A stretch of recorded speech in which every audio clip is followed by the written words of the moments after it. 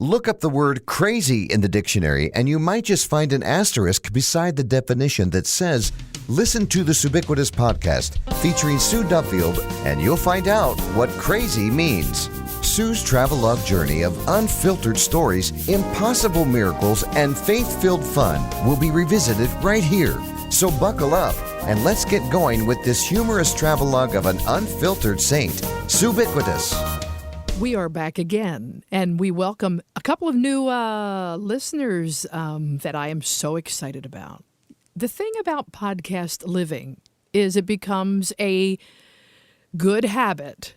We actually, both Jeff and I, actually look forward to doing this podcast. It's not something that we look at as drudgery or, oh, no, we've got to do this episode. Oh, no, nay, nay, nay. In fact, if anything, if we really had the wherewithal, we would probably do it more than once a week, but that would be really pushing it. But I'm just going to tell you, in the meantime, I thank you for your accolades. I thank you for the new listeners, the new subscribers, and people that are continuing to get the word out that the Subiquitous podcast is not your normal Christian humor podcast. It is a lot more than that. Hopefully it's encouraging. Hopefully it's joyful to your day. And another reason is hopefully it might just open your eyes a little bit that truth is stranger than fiction sometimes. And also comedy gives a little bit of leverage on how we're to provide that truth, where if you laugh people into the kingdom, you're doing a good thing. Anybody else agree with me on that one? I think I do. But today's specific episode is called I Miss Sunday School. To all the Sunday school teachers out there, I salute you. Even in 2020, when you've had to be creative like our friend Kay Weyerback, who is a children's pastor in Pennsylvania, she's had to use online YouTube and Facebook Live to keep her kids together. I think it's wonderful. We've had creative ways of connecting with kids, creative ways in our technological world to stay connected, because we all know relationships are so important. They are incredibly important, and it's not what it used to be in 1960 when I was growing up.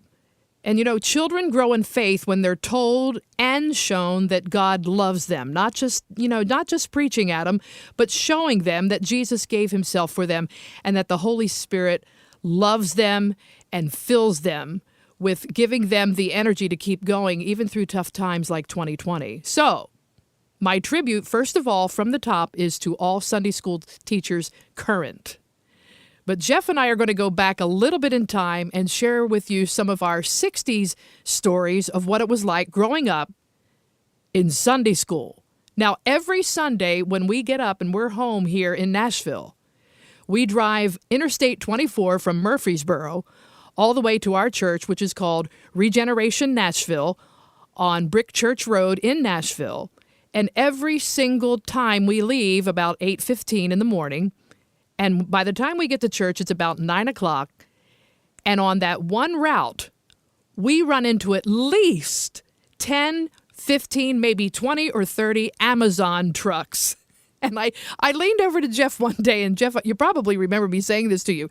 Remember the days where there were more Sunday school buses on the road, and now it's been replaced with Amazon trucks? No doubt. And I'm like, I miss, maybe I'm getting old and maybe the silver hair has really gone to my head. I guess that's profound, isn't it?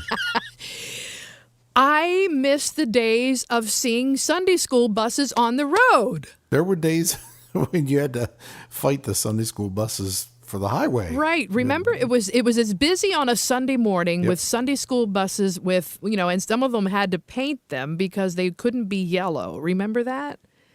In the state of New Jersey. Yeah, well, they had a big thing that in the state of New Jersey that if you had a church bus, the church bus could not be yellow like a public school bus. Okay. I don't remember that. Oh, yeah. That's why they painted ours green. Well, see, you had more interaction with Sunday school buses. I did, and there's a reason for that. Than me. Yes. I rode, you did not ride a school bus.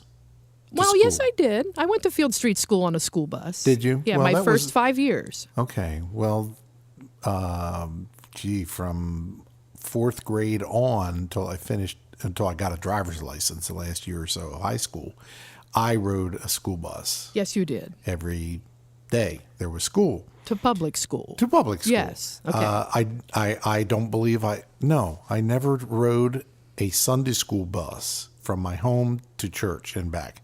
I never did because, Your dad and mom, you lived way out in the country. well, and then plus the fact my mother and father, there was no sending. There was no sending kids to church. No, you were taken. You were taken. And it wasn't. And you weren't wasn't- dropped off either. No. No. And there was no debate. Right. There was no negotiation. It Right. was just assumed and set in canon law that you would be in the back seat of the car when we left, or else you would be dead. Yes, you would be dead. Yeah, and you so- would have no life. So I rode a school bus, but never a Sunday school bus. You, however, had Yes. a different experience I did. with Sunday school buses. That is because my father, yes, along art in with heaven. who art in heaven, hallowed be his name. Al. I believe his name was Al. Al be his name. We didn't call him Hallowed. Hallowed. Or like the kids Hallowed. say, Harold be his name. Yeah, whatever. we called him Al. We had several Sunday school bus drivers in our day. We had Yes. George Hutchinson. Okay. Okay. I'll bet that was a trip. That was a trip. Yeah. Yeah. There were times that John McNee drove the bus. Okay. These are men in my past that were great men of faith. But when my dad drove the bus, Yes. this was like the epitome of dad's so that means that we have to go with dad To get in the morning, bus. right? My brother and I, and we were like, maybe I can remember being 6 years old, my brother 4 years old, or 7 and 5, whatever. And we would have to get in the car. And why do I always remember it being freezing cold? I don't remember it ever being hot, but I remember going outside. It was like Well, minus it's 20. because when it was hot, you guys vamoosed down Oh, to that's Cape right. May. Well, that's another podcast. And you, according to what I'm told, Yes. in family lore, you stayed down at Cape May all summer. Your dad would come back and forth to work. Yeah, not and all then- summer, but right. We didn't really stay all summer, but we would that stay was there what I a heard. couple weeks at a time. Okay, but then Yeah. you would go to the church up the street from your trailer park. That's right. So that you don't have as many memories getting the Sunday school bus in the summer months. No, and so here it was. We would go to the Hutchinson farm to pick up this old rickety Ford bus that Which was right down the street Yeah, it from was your built in church. 1939, I think. I don't remember. Probably.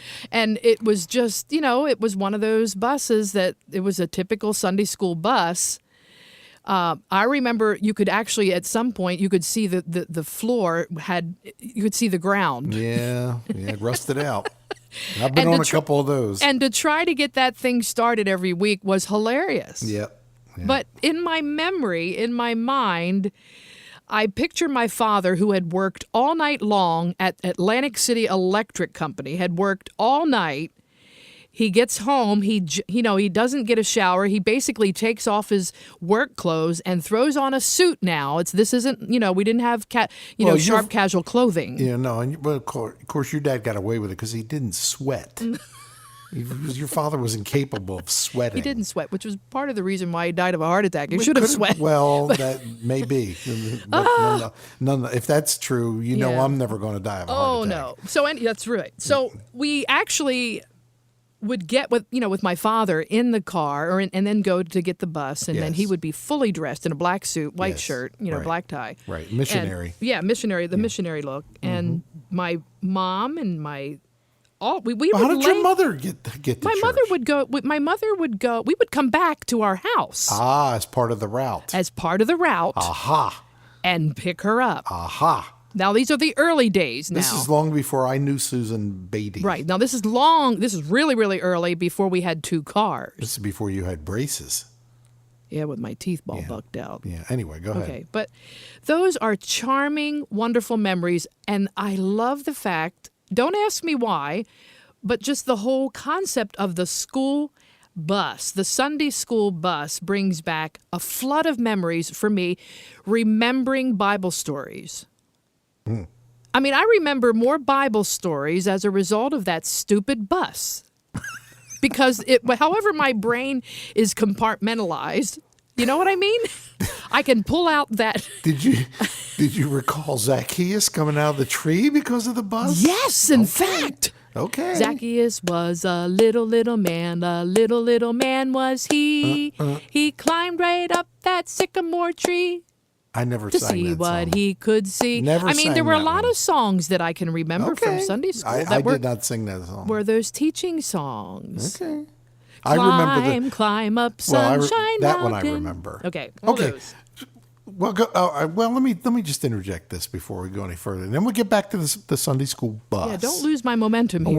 We're talking about Sunday school. Oh, but anyway, okay. just things that always made you go, as a kid. Yes. We would get to church and we would have opening exercises. Correct. Right? Right. Before everyone went to their respective classes. That's right. Yes. And in those opening exercises, we would make announcements, maybe sing a song. I don't know why Right. we did that, but we did. Sing a song and make announcements. And then if anyone had a birthday. This is really a bugaboo about you. Yes, it is. Why do you bring this up all the time? Because it bugged me as a kid. And each church was different. I think your church had a little church bank, if it were.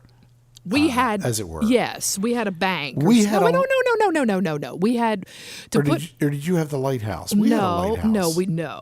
We had a church, a little white church. That's what I because said. no, you said a bank. But it was a bank. It wasn't a bank. Wait. It was. I'm picturing a picture of a bank. No, dear. church? Dear. Don't go literal on me now. You're messing me because you're never literal. See, all of a sudden you're switching. All right, so it was a little white church that was a bank. I didn't want to call it a piggy bank, Oh, but no. that's It was a churchy bank. a churchy bank. Okay, yours was a church. Ours was a lighthouse for whatever I reason. know. I don't understand that. Anyway, beside the point. If it was your birthday that Yes. day or that week, whatever, Yes. you were expected to come up and put an offering of Yes. some copious amount. I know. I know you know.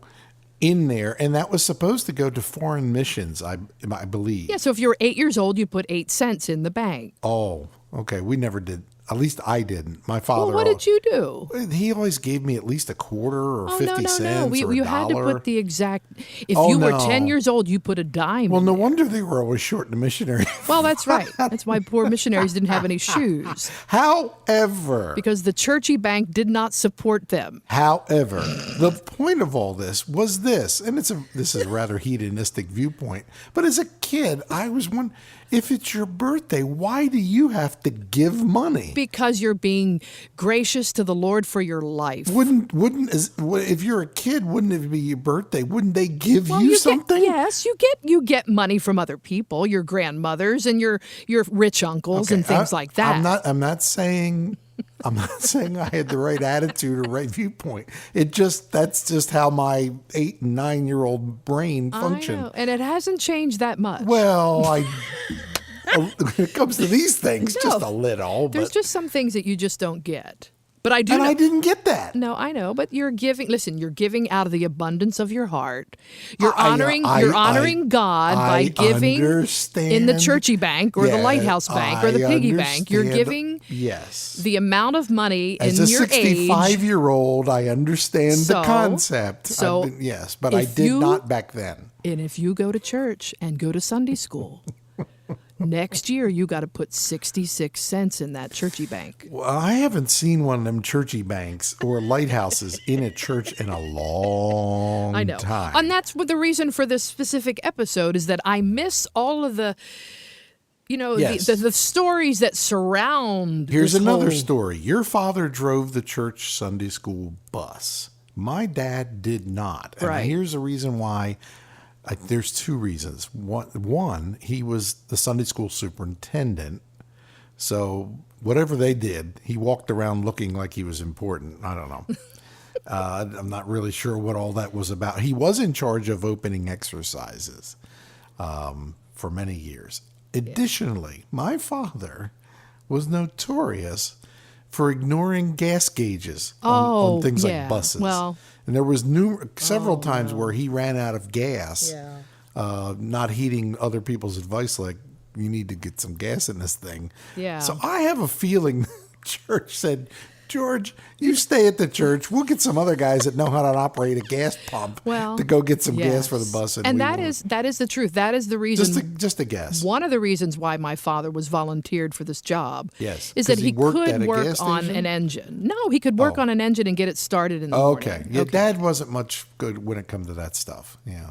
Yeah. So, but I'll tell you what your dad was good at. He was was good at making me laugh with no teeth in his head, saying to you, "Are you ready for funny fool, Jeffrey?" What one son? I'll never forget it as long as I live.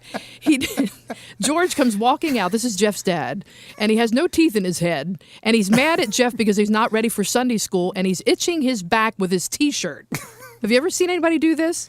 You can't see it, but he would tug on his T-shirt. He would just tug on the back of his T-shirt. I have found to be extremely ineffective in my life. And on a Sunday morning, I happened to be there at a very young age. You were staying over that weekend. I at the was house. staying there, and and so your dad comes walking out. Yes, he's did. mad, man. He's thinking he was irritated. He was irritated at you that you weren't ready. I was watching the gospel singing jubilee on TV, and so all you said was, I mean, all he said was, and I'm telling you, I still can picture him saying it with him itching his back with his T-shirt on. Jeffrey, you ready for funny fool?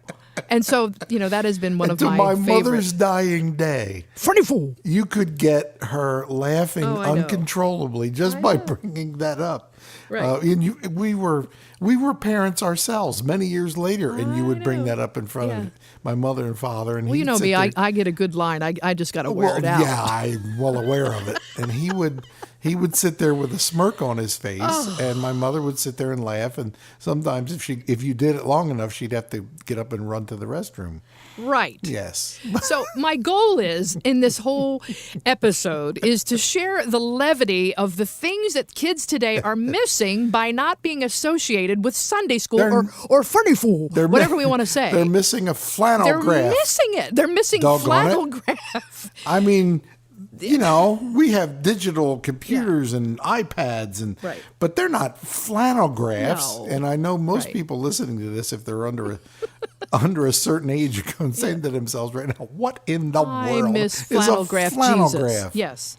But, and we probably should explain it. But well, and there's a difference. Now, we do have children's church in our churches, and they're some of them are extravagantly wonderful. I mean, I go and I feel like I'm in a Disney park on some of these churches. There is one church in Texas that I substituted at, playing keyboards several times. And the last time I was there, they had just finished their $4 million with an M dollar creation down there for children's church and all sorts of children's programs. Now that's a large church, obviously, right? But yeah, we we didn't come close to that budget in our Sunday school. No, and it's different. 2020, it's different. Oh yeah, technology is totally different.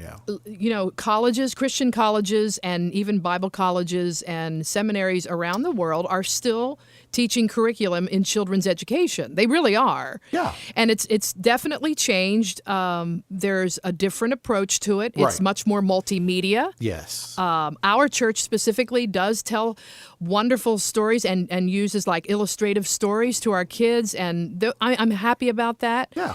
But there are some churches that I really think, and it's just I'm getting old-fashioned in my old self here. There is nothing wrong with sitting down and just basically being a great storyteller, because the flannel graphs and the multimedia and all of those things that, are so pizzazzed and, it can be almost a distraction. Well, but you got to remember, not everyone's a great storyteller, such as yourself. Well, I don't know that I would put myself in that category. Oh yeah, you do. You're better at it. But not everyone can do that. No. So the technology is helpful. Right, it is helpful. Yeah. But again, I want to say to you, here's what I miss, okay?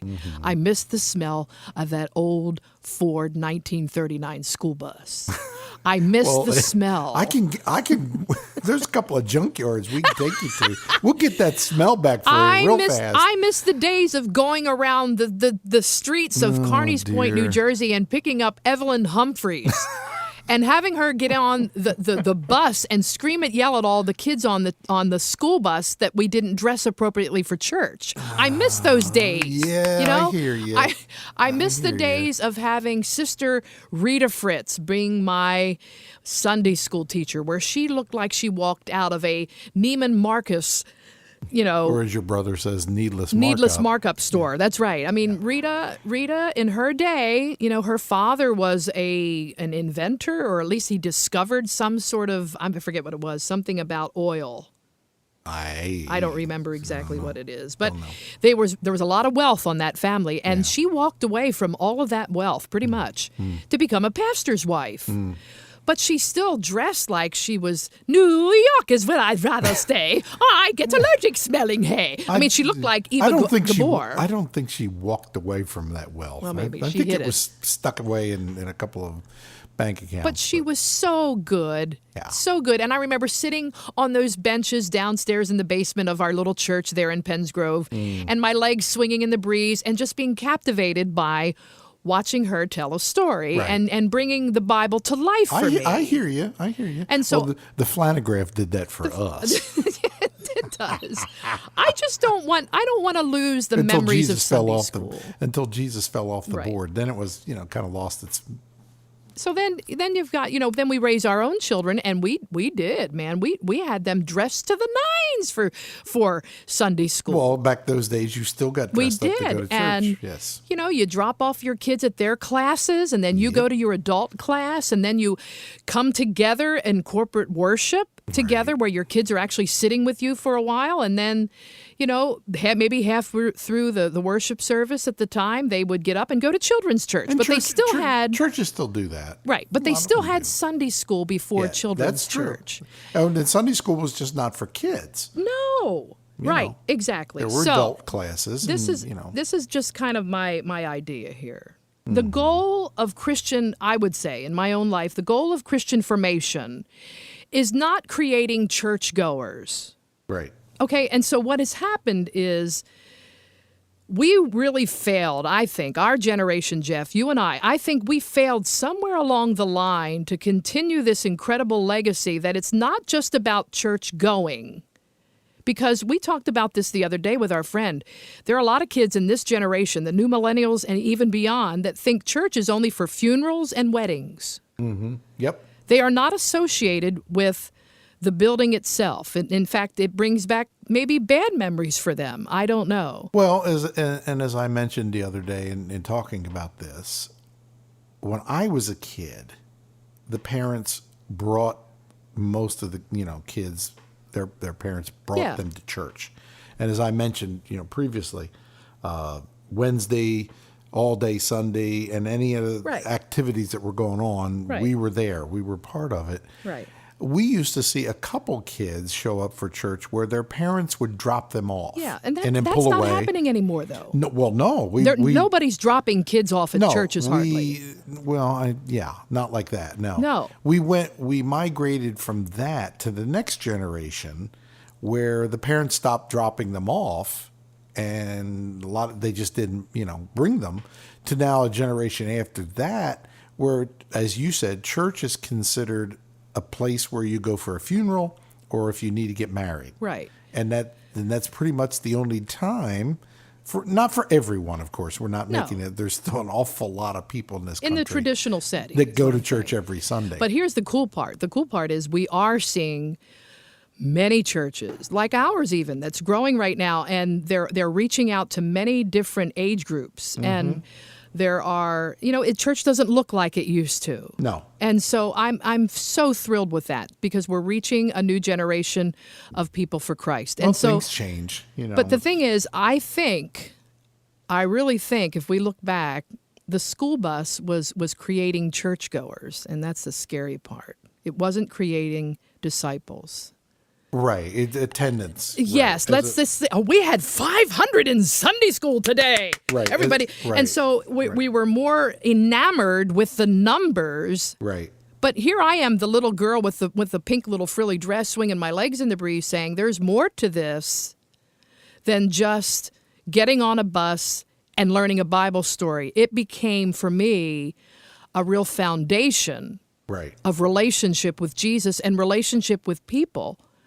And so if I think that way, I think for sure there has to be somebody out there my age and maybe younger or a little bit older that feels the same way, that it was a great encouragement for us. It was great in that time in the 60s and 70s when we had a real predominant Sunday school program in our churches. But I am going to tell you this, that I love the corporate worship now. I do love it, and I love that they're incorporating many different diversibilities of age groups. But I've also seen, everybody's divided. The family's divided. You have something for the children. You have something for the preteens. You have something for the teens. You have something for the young marrieds. And we're really not in a corporate setting. Well, there are those that today that would say we're missing the boat there. That, which I'm walking into a No, well, I fly agree trap with you. here. No, it's okay. But keeping kids with families, as you well know, in our church services, the only time I went to children's church was when I went down there to play Right. the piano for them to sing their songs. Sure. The rest of the time, as a younger kid, I sat on the second row up front, and my parents sat directly behind me. And if I made a sound during the service, I either got the back of my my ear pulled, or I got the back of my head slapped by my father. Well, what I want to talk about here is not so much the participation, because, we can talk about participation trophies. We might as well. People talk about the generation that has raised sports activities for, Right. And blaming them that, if they participated, they got a trophy. Well, there's almost the same concept that was back in the 60s in Sunday school. Participation trophies happened in Sunday school. Yep. And so I don't want to blame anybody, and I don't want to point the finger, but I am going to tell you this, that I have gone back over and over and over again how important the formation of my faith started, and that was by learning scriptures and memorization, memorizing Bible verses, Right. and learning stories in the Bible as a young girl that changed my life. Right. So if we're missing that somewhere, then I'm really worried about it. And Right. so one of the things that it hits my mind, I mean, I had some really wonderful teachers. I really did. Yeah. And not only were they invested in the scriptures, but they were invested in you. Mm-hmm. And so I say it doesn't matter what size church there is. Jeff and I prefer to go to a smaller church. We've always loved the smaller churches. We've been to mega churches as performers and ministers of the gospel. But there's something about a smaller and a more dense and relational church that speaks to the heart. And so there are many reasons today, I think, why teens and young adults don't attend church. And one of the main reasons is increased competition for their time. Yep. More and more and more. There's more sports, obviously, on Sundays. There's more things going on Sundays. The wide availability of activities on Sunday morning is a massive change from what it was back in the 60s and the 70s. Yep. So almost all structured institutions have seen decreases in participation over the last few decades. So that tells them if no one comes, then we don't have to provide this paradigm called Sunday school. Right. That's not what I'm talking about. Right. I understand change. I am a living, breathing paradigm, right? I am. I'm constantly changing. I understand that. And that's what I love about the fact that our faith can be creative enough to reach people for Jesus in unique ways. That's not what I'm talking about. Right. I'm saying today, I miss Sunday school. I miss the connection with my teacher. Mm-hmm. I miss my kids, watching them connect with their teachers and love them and care for them. Because we all know if they're going to a public school, they're getting all kinds of things. Yeah. So I miss the atmosphere. And so what my heart would say to you is let's start up that bus. Let's go to Hutchinson's farm tomorrow. Try to get that bus started again. In the cold. Yeah, and if nothing more, it's just a great memory. And the Barna Report says that there are less and less young people attending church today because of what takes their time. It's not important. But here's the neat part. The neat part is that thank God for a new generation that's not raising churchgoers. They are raising disciples of Christ. And that's the difference.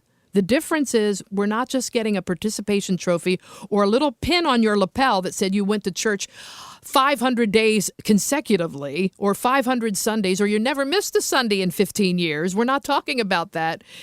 What value would it be to go to church all of your life and still miss out on heaven? That's the scary part. But thank you, George Hutchinson. Thank you for your farm.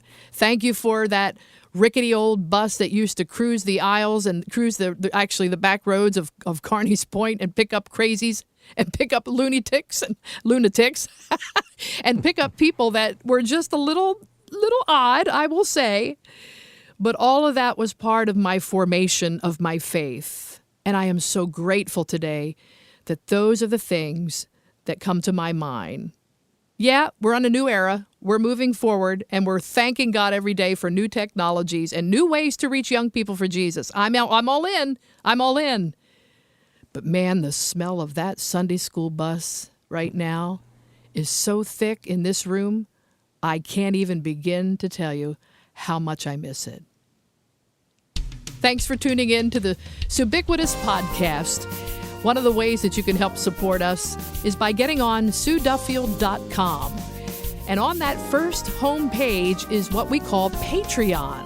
Patreon is an amazing opportunity for all of us to connect with each other and for a monthly support to keep this podcast and also to keep our Couch to Kitchen concerts going every Thursday night on Facebook Live and YouTube. First of all, can I just tell you something? There is nothing more important than the blessing of God on your life. And if you've never accepted Jesus as your Savior, you can ask Him right now, just like I did when I was a little Sunday school girl. Ask Him into your life and say, thank you, God, for cleansing me from all sin, and I'm looking forward to serving you. So, no participation trophies for going to Sunday school, but I will give you this. You will have eternal life by being a disciple of Christ. We'll see you next week.